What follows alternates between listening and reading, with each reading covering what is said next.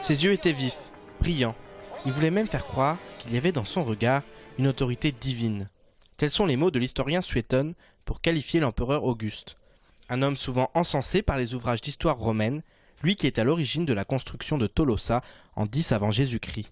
Il est aujourd'hui difficile, plus de 2000 ans après, de s'imaginer que nous marchons quotidiennement sur les fondations de la ville rose. Le problème de Toulouse, c'est que le patrimoine antique est peu visible. Mais par contre, archéologiquement, il est extrêmement riche. Donc quand on fouille, on trouve beaucoup de choses. Alors la ville romaine, elle est à peu près 3,50 m sous le sol d'aujourd'hui. Donc c'est aussi pour ça que c'est pas très visible. Mais la ville était très importante à l'époque, une des grandes villes de Gaule qui mérite d'être connue pour ça. Et parce que c'est notre héritage aussi. Cette ville antique, elle a marqué la ville moderne. Donc il ne faut pas oublier ça. À l'initiative des étudiants de la faculté d'histoire du Mirail, l'empereur Auguste a pu renaître le temps d'un procès. Dans une ambiance bon enfant, les Romains d'un jour se sont amusés à remonter le temps. L'occasion pour eux de s'essayer au métier d'acteur, mais aussi et surtout de promouvoir leur discipline.